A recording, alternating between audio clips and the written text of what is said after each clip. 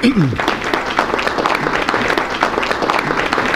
and gentlemen, I'm absolutely delighted to join you today, and I'd like to thank Peter and the Institute for allowing me, or giving me this opportunity to say a few words.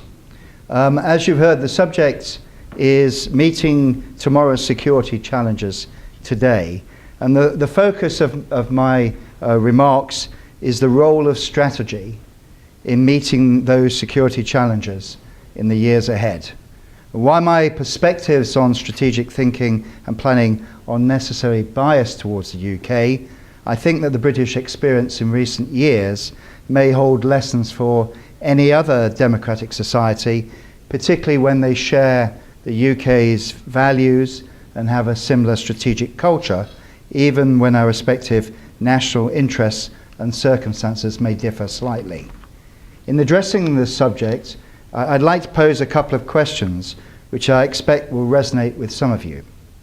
First, what do we understand strategy to mean, and do democratic societies still practice it? Is it really a dying art, as some commentators and analysts have suggested? What can we do about it?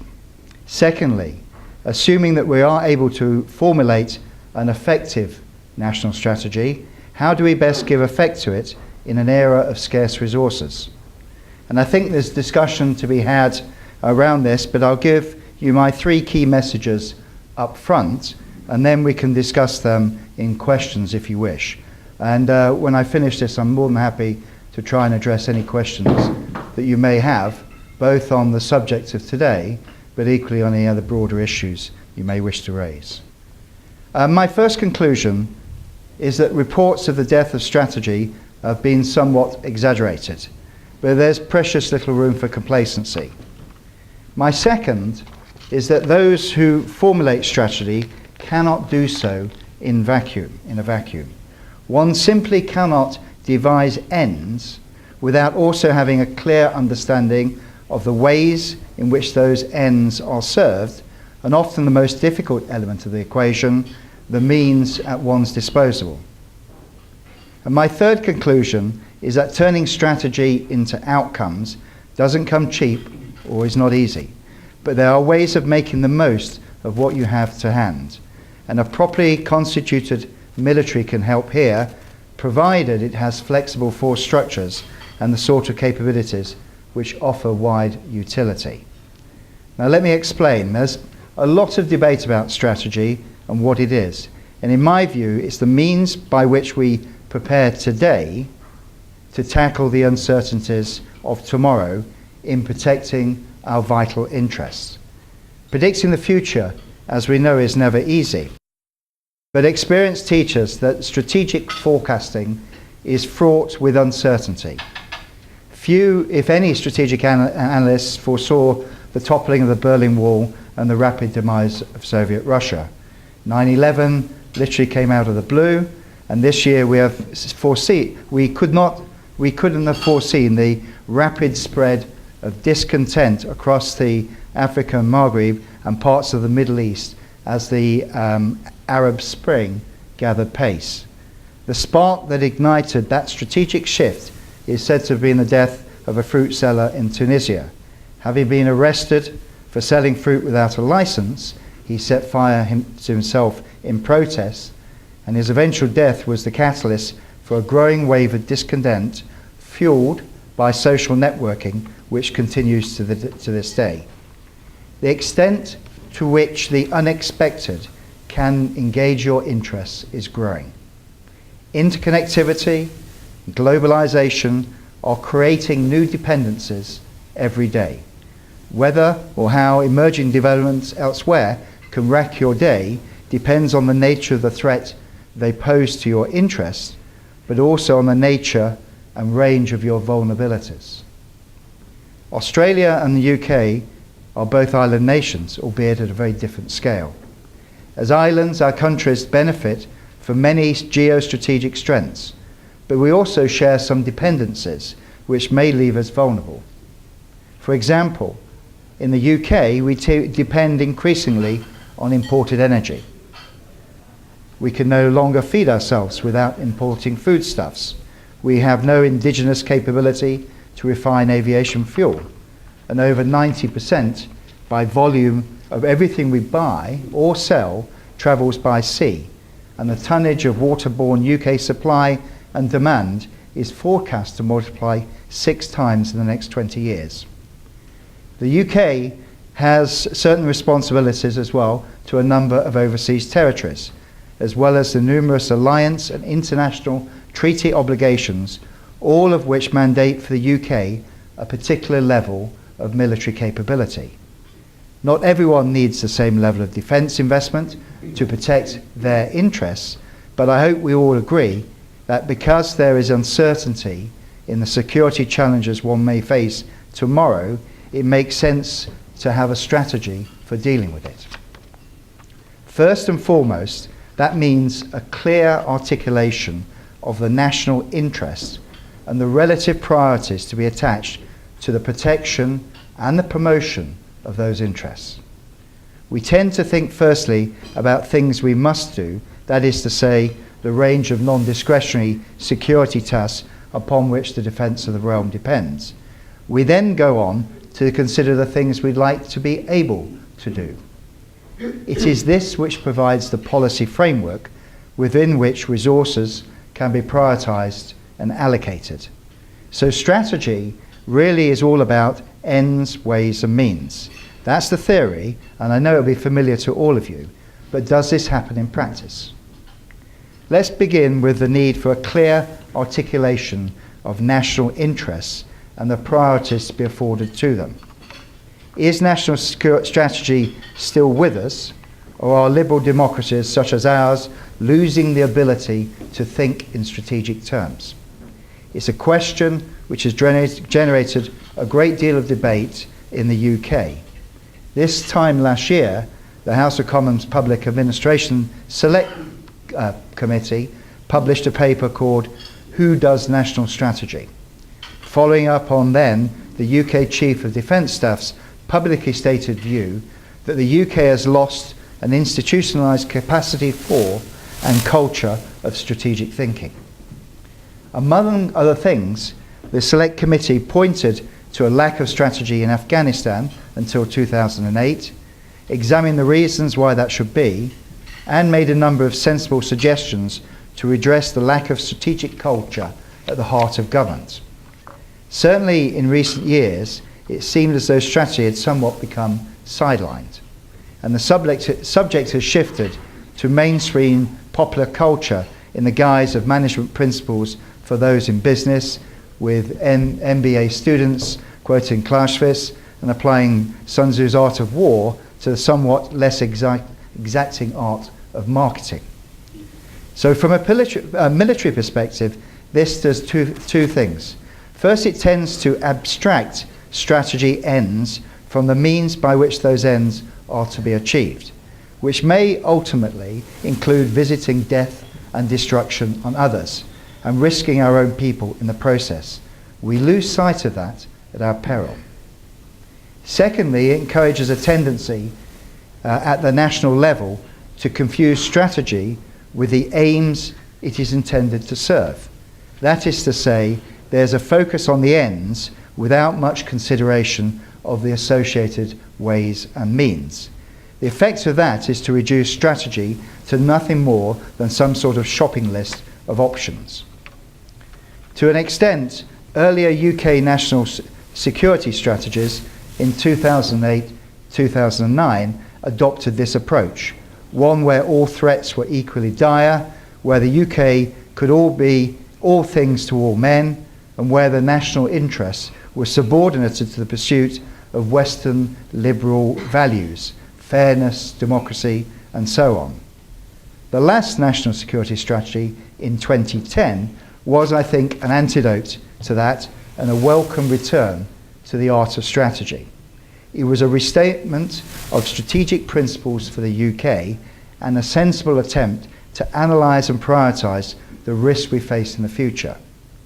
While this may have gone some way to reassure the sceptics, concerns such as those expressed by the former Chief of Defence Staff and the Select Committee have been rendered more acute by what has sometimes appeared to be an indifference towards generally strategic thinking in Western governments, and a widely perceived failure to orchestrate operational success to ensure generally successful strategic outcomes, whether in Iraq or Afghanistan. We appear to have been responding to crises and contingencies well enough at the tactical level, but without stopping to consider the strategic outcomes we wish to serve. And it's fashionable by way of comparison to point to China, India, Russia, and even Iran as examples of nations that get strategy in a way that we no longer can. Each of these countries is credited with a culture of strategic thinking which finds its expression in long-termism, supposedly measured in centuries, and especially in the willingness to coordinate all the levers of national power in pursuing their goals. However, we shouldn't be too quick to doff our caps to those who follow a different strategic tradition. After all, events in North Africa and the Middle East took many of them as much by surprise as anybody. The comparative atrophying of strategic thought in the UK at the national level has been attributed to a number of factors. Some of them might sound familiar to this audience, and they've included things like the supposed absence of existential threat to our nation, at least in the short term, unanswered questions about our national identity and place in the world, especially given the prevalence of the US relationship in the UK strategic calculations. Allied to this, a recognition that national interests had, in policy terms, been replaced by values, and a lack of education in and study of the subject of strategy. The proliferation of competing theories about the future strategic environment. For every analyst that sees the future written in the foothills of Afghanistan, there's another who sees it written in the tank tracks of Georgia or in the wake of a homing torpedo in the Yellow Sea. And even a tendency to distrust the motives of those who advocate strategic thinking. This distrust may stem from many things, and two examples are the suspicion that when those in the military emphasize the need for strategic thinking, they're either making excuses for operational and tactical failures, or else making a thinly veiled, usually populist appeal for more government funding, principally for their own service. The suspicion that democratically elected and accountable governments will always prefer to construct a compelling political narrative rather than a coherent strategy. That would bring us full circle straight back to the art of marketing rather than the art of war. Political narratives are important, in my view, and the credibility of any political narrative must depend upon having first formulated a credible strategy which can be readily understood, and this has not always been the case. In respect of the NATO strategy in Afghanistan, even once we had a strategy, the political narrative too often lagged behind. But that is not always evidence of a lack of strategy, rather than it can indicate a failure to communicate the strategy in political terms. This is an important distinction and one that's often overlooked. In all, I do have some sympathy with the view that national strategy needs to be done better. And while I think reports of its death are exaggerated, it could certainly do with a decent pickup and a warm bath, couldn't we all? Especially the weather in here at the moment. So what's to be done about it? I think there are two aspects to a recovery plan. The first is the rehabilitation of national strategy needs to start with education. Strategy is a skill that can be learned through instruction, practice, and debate. Strategic thinking and planning should become more ingrained in both military and governmental thinking. We also need to expose our strategic thinking to others in order that it can be tested and refined. And in saying that, I'm underlining the notion that the development of national strategy, any strategy, must be an iterative process. And strategy must stay flexible if it is to achieve policy aims. Education can be decisive in affecting the sort of cultural change needed at the national level if we are to get strategy right. and I'm sure members of this institute would agree with me there. The next element of the treatment for our ailing patient, national strategy is better understanding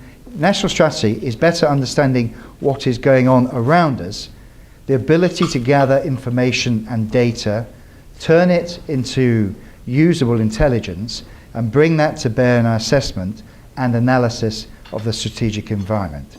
Moreover, if we are to appreciate the strategic impact of our decisions, we also need to understand better, not just others, but our own society, its composition and its motivations. Military boots in the land of Islam may have consequences in the state that has deployed them. The capabilities, training and experience of the military can help in increasing our knowledge and insight, especially of those we wish to influence, whether we wish to deter them, contain them, or confront them. Assuming that we can thereby set the conditions for the rehabilitation of national strategy, I'd like to return to the second of the two questions I posed at the beginning of my talk. How do we best give effect to our strategy of ends, ways and means when resources are tight?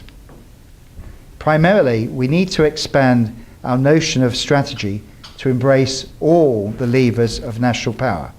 If we are to balance resources with commitments, power with interests, we need to ensure that all the tools at the disposal of government are used in a coherent manner as possible: diplomatic, intellectual, economic, as well as military. And if I had an observation to make here, it is that the mechanisms by which interagency cooperative working are delivered appear to be more developed in the internal security arena than they are in addressing external security issues. I find that people across government tend to feel a greater sense of involvement in planning and responding to national emergencies, pandemics, national catastrophes, man-made disasters, than they do when it comes to dealing with security by protecting and promoting our interests at range. I think the military can and should do more to make other government departments feel enfranchised, and it's important that in doing so, defence does not dominate proceedings. That said, if any government has aspirations to think and act strategically, and if those aspirations are to become a reality, then departments and agencies must be prepared to subordinate their own departmental strategies to support a wider national strategy. And here the lead needs to come from the top of the shop. There has been progress here in the UK, and some of the mechanisms have been put in place, not least the establishment of a National Security Council. The UK's NSC has been a step in the right direction. Cabinet oversight is a must, because our national strategy, whatever it is, must be democratically legitimate, and we have to recognise the political limitations of what strategy can achieve. So I'd like to finish by saying something about the role of the military in helping governments get the most from their national strategy. Any strategy also needs to understand how the military can and should be used to support policy aims or not. This calls for realism from government about the limits of force, the consequences of maintaining an enduring military presence in other lands, and the importance of coordinating the military effort with allies and partners in setting the conditions which enable the other levers of national power. In a multinational or coalition context, that means aligning our national strategy with others. It doesn't mean doing without one. Before you can use military forces strategically, you need to first understand how they can be used to strategic effect, the ways, if you like. And here, I think that the National Security Council is actually making good progress, not least having had considerable experiences of operations in Afghanistan and Libya since it was established as virtually the first act of the newly elected government. Not only has the government come to understand what defence does for the country every day in delivering strategic outcomes, it also better understands the limits of military intervention and the implications of operating at large scale and what's involved in sustaining that effort. There is now an explicit recognition, based on recent operational experience, that military intervention as a tool of policy, no matter how successful, has its limitations. There have to be other lines of operations across the diplomatic, the economic, and so on. Libya in particular has underscored other important strategic realities. The role of deterrence, and by that I mean both conventional and nuclear, has now received the emphasis it is due. The value of persistent presence in regions of interest, whether to signal national intent, gather intelligence, and form insights, contribute to capacity building, or to reassure others, is now well understood. Above all, the need to maintain a credible warfighting capability able to operate at range has also been confirmed. You cannot deter effectively unless it's understood that you can intervene militarily with confidence. You cannot keep the peace unless you're physically there and prepared and able to stay there. The recognition of the ways in which the armed forces can be used, in my view, should be used, has implications for their characteristics, their capabilities, and their structures. They need to be more deployable, better able to operate with allies and our partners, capable of precision effect, able to operate across the land, sea, and air, adaptable, and able to contribute across the widest spectrum of national activity: warfighting, peacekeeping, humanitarian aid, and more asides, deterrence, influence, etc. It is there that I conclude by returning to the inescapable strategic realities of life. Much as we might prefer it otherwise, and the UK is by no means alone in this, the pot of resources available to us has shrunk. It means we have to prioritise where we put our effort and then match the capabilities we need or may need to do that. That calls, above anything else, for the commitment to strategic thinking, which this institute exemplifies. As Sun Tzu put it, strategy without tactics is the slowest route to victory. Tactics without strategy is the noise before defeat. Ladies and gentlemen, thank you.